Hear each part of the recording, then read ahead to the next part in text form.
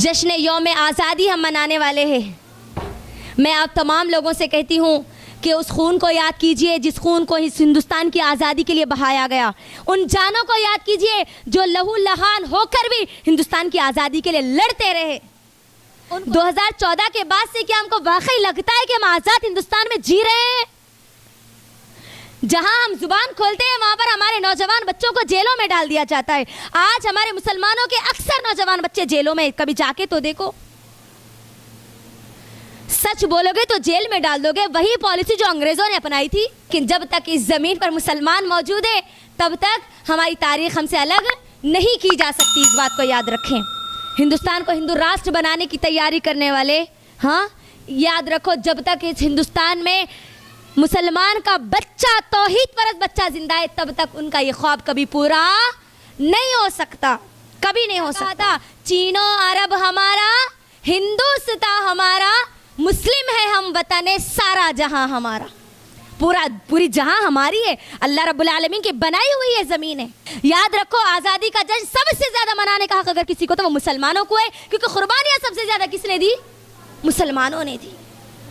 सिर्फ मर्दों ने नहीं, बल्कि मर्दों ने तो दी ही दी, औरतों ने भी कुर्बानियाँ दी। मालूम है आपको? आज मुसलमानों की नीयतों पर शक करते हैं कि ये देशद्रोही है, ये दहशतगर्द है, ये अमन के माहौल को ख़राब करने वाले हैं। याद रखो, जिस वक्त आज़ादी के लिए आवाज़ को बुलंद किया गया, उस वक्त जिहाद को, ये आज़ादी के लिए फतवा देने के लिए सबसे पहले अगर कोई आगे बढ़े तो वो मुसलमान आगे बढ़े। मालूम है आपको? शाह अब्दुल अजीज़ मुहद्दिस दहलवी रहमतुल्लाह अलैहि ने सबसे पहले तमाम के तमाम मुसलमानों को ये फतवा दिया कि हिंदुस्तान के लिए की आज़ादी के लिए लड़ना अब जिहाद है, जिहाद का दर्जा दिया। इस्लाम ना होता तो मैं नहीं समझती कि आज हम आज़ाद हिंदुस्तान की फ़िज़ाओं में सांस भी ले पाते। आज इस्लाम को मिटाने और मुसलमानों को ख़त्म करने की जो प्लानिंग कर रहे हैं वो लोग इस बात को गौर से सुन ले, हिंदुस्तान का वजूद मुसलमानों से है। हिंदुस्तान इस्लाम के बगैर बेनूर है, बेनूर है, क्योंकि इस हिंदुस्तान की मिट्टी में मुसलमानों का खून भरा हुआ है।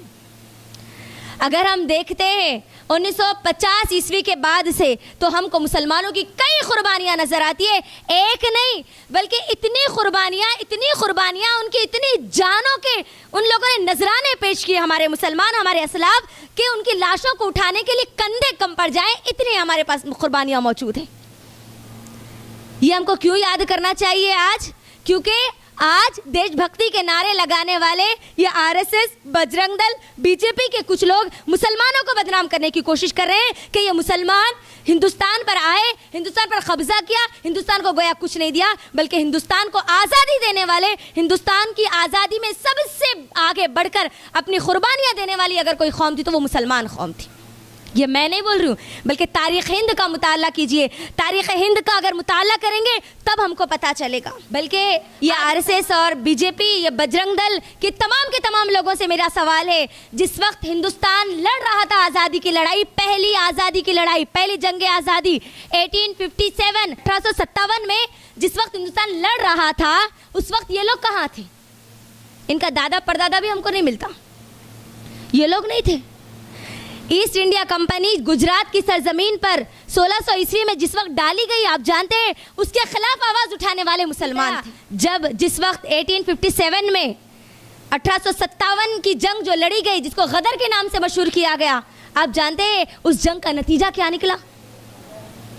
गदर की जो लड़ाई लड़ी गई, जो जंग लड़ी गई, जिसके अंदर हिंदुस्तानियों को शिकस्त हुई और अंग्रेज़ों को फतेह हुई, तो अंग्रेज़ों ने जिन लोगों ने इस लड़ाई में आगे बढ़ चढ़कर हिस्सा लिया, उन लोगों को बहुत बुरी और ख़तरनाक सज़ाएं दी।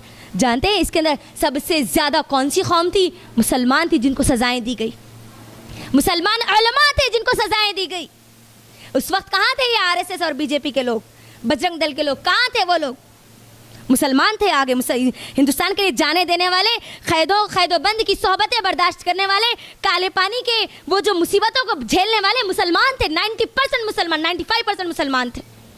जानते हैं ख़वातीन में बेगम जीनत महल का नाम बहुत ज़्यादा मशहूर है।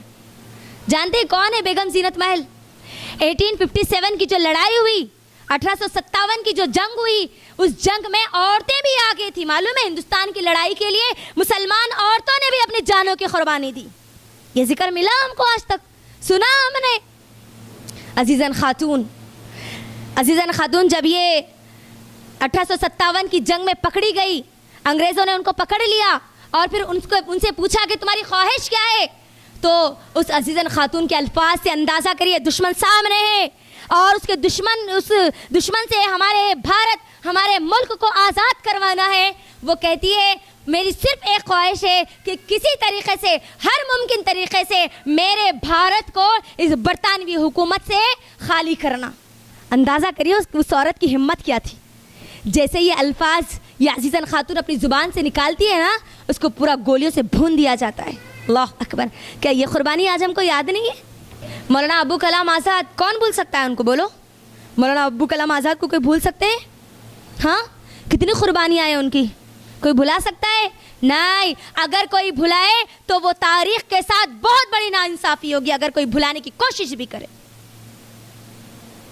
इंडियन नेशनल कांग्रेस को जिस वक्त हमारा मुल्क, हमारे हिंदुस्तानी तमाम के तमाम जुल्म और सितम के इस माहौल में पिस रहे थे, उस वक्त ये इंडियन नेशनल कांग्रेस को संभाले हुए कोई लीडर थे, कोई कमांड किसी के हाथ में थी तो एक मुसलमान के हाथ में थी, मौलाना अबुल कलाम आज़ाद के हाथ में थी।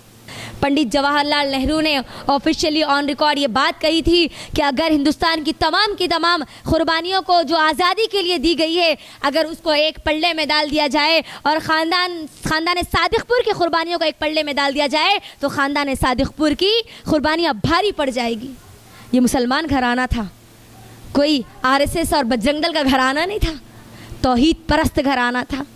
कितनी कुर्बानियाँ हम भुलाएंगे?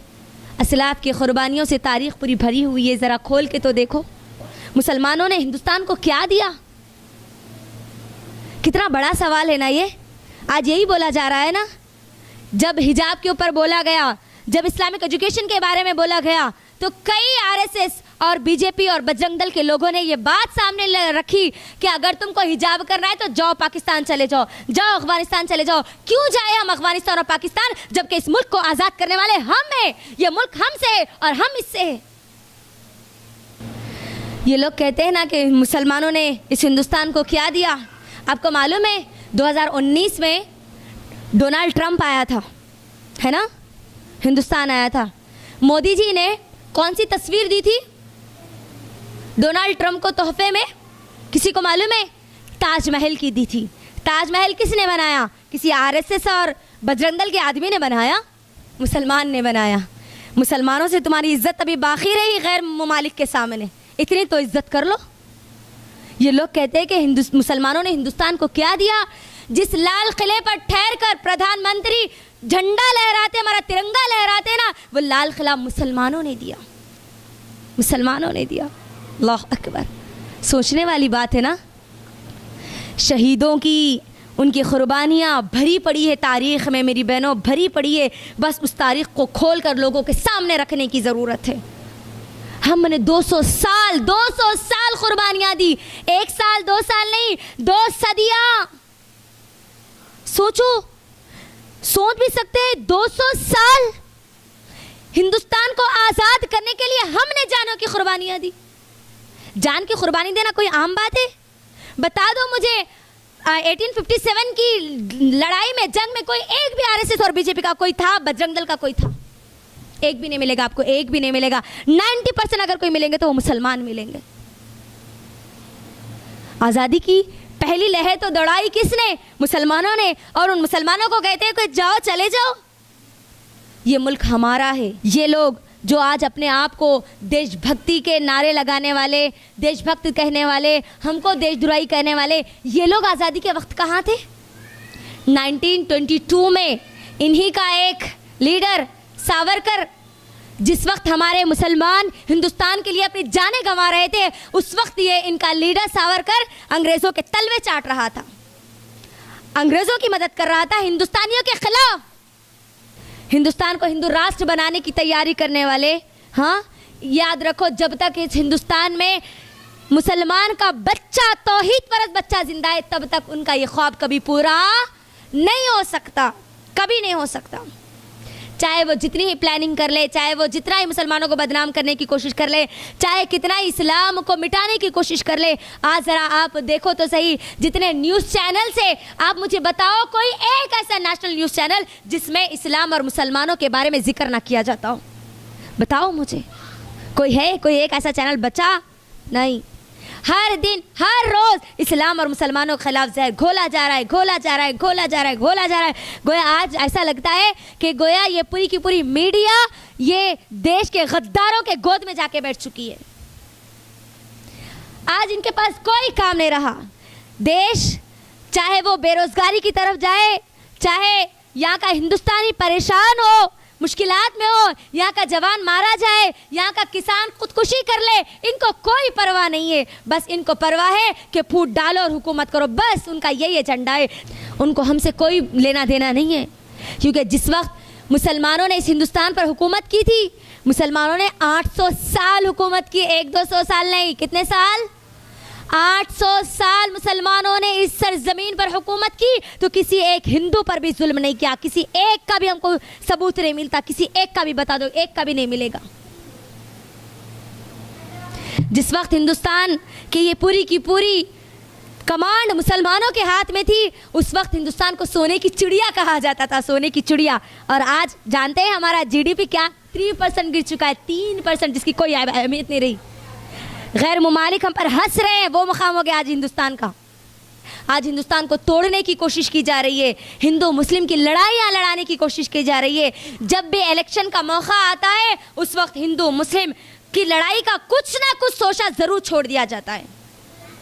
मैं तमाम के तमाम हिंदुस्तानियों से अपील करती हूँ कि वो फूट डालो और हुकूमत करे कि इस पॉलिसी से अपने आप को बरी करे, ऐसे लोगों को कामयाब होने ना दे, बल्कि एक अच्छे शहरी होने का सबूत अदा करे। अल्लाह के नबी सल्लल्लाहु अलैहि वसल्लम ने हम तमाम लोगों को यह हुक्म दिया है कि हम जिस मुल्क में रहे उस मुल्क की हिफाजत करें, उस मुल्क से कभी गद्दारी ना करें। यह हमारा हक़ है। हम तमाम मुसलमानों को भी चाहिए कि एक अच्छे शहरी बने, हिंदुस्तान के एक अच्छे शहरी बने, इंसाफ करने वाले बने, किसी पर जुल्म होता है तो उसके खिलाफ बोलने वाले बने, हक़ की आवाज़ को बुलंद करने वाले बने। ये हमारी जिम्मेदारी है। करता है अल्लाह, कहता है अल्लाह का वादा है, अल्लाह तुमको इस ज़मीन का खलीफा बनाएगा, इस ज़मीन की हुकूमत तुम्हारे हाथों में देगा, बस शर्त यह है कि तुम एक अकेले अल्लाह वाहदहू ला शरीक की इबादत करने वाले बने। सिर्फ ये एक कंडीशन है बस, और कुछ भी नहीं। तुम तौहीद के अलमबरदार बन जाओ, ये हुकूमत तुम्हारे कदमों तले आ जाएगी। अल्लाह रब्बुल आलमीन का वादा है। अपने घरों को, अपनी ज़िंदगियों को शिर्क से पाक रखो, तौहीद के अमानत से अपने सीनों को भरा हुआ रखो, फिर देखो अल्लाह रब्बुल आलमीन की मदद हमारे लिए कैसी आती है। सहाबा इकराम को भी अल्लाह रब्बुल आलमीन ने मदद की ना, जब वो लोग तौहीद की अमानत अपने सीनों में महफूज रखे, उसकी हिफाजत की, तो अल्लाह ने जिस ज़मीन से उनको निकाला गया वही ज़मीन अल्लाह रब्बुल आलमीन ने उनको अता कर दी। मक्के से निकाले गए, मक्का को फतेह हासिल करके एक ज़बरदस्त हुकूमत मुसलमानों ने बनाई। लिहाजा हमको चाहिए, ये हुकूमतें तो आती और जाते रहती है, याद रखो अल्लाह रब्बुल आलमीन हर चीज़ से बाखबर है। हमको डरने की, घबराने की, हाँ, दहशत में आने की कोई ज़रूरत नहीं है। हमको सुकून और चैन और शांति से रहने की ज़रूरत है, अपने हुकूक़ को अदा करने की ज़रूरत है। अल्लाह अपने वादों को ज़रूर पूरा करेगा, जैसे माजी में अल्लाह ने पूरा किया, हाल में भी अल्लाह रब्बुल आलमीन पूरा करेगा, मुस्तक़बिल में भी अल्लाह पूरा करेगा। पूरी ज़मीन अल्लाह की है, तमाम हालात अल्लाह बेहतर जानता है, दुश्मनों की चालों को भी अल्लाह बेहतर जानता है, इनकी साजिशों को भी अल्लाह बेहतर जानता है। अल्लाह जब तक चाहेगा इनको रखेगा, और जब अल्लाह रब्बुल आलमीन का गुस्सा गज़ब आएगा तब इनके का कोई नाम और निशान भी हमको नज़र नहीं आएगा। वो भी तारीख़ हम देखेंगे इंशाअल्लाह। अल्लाह रब्बुल आलमीन ने कुरान में क्या कहा? वक़ुल जाअल हक़्क़ु व ज़हक़ल बातिल इन्नल बातिल काना ज़हूक़ा। हक़ आ गया, अब बातिल को मिटना है और वो मिट कर रहेगा। बातिल आया ही था मिटने के लिए।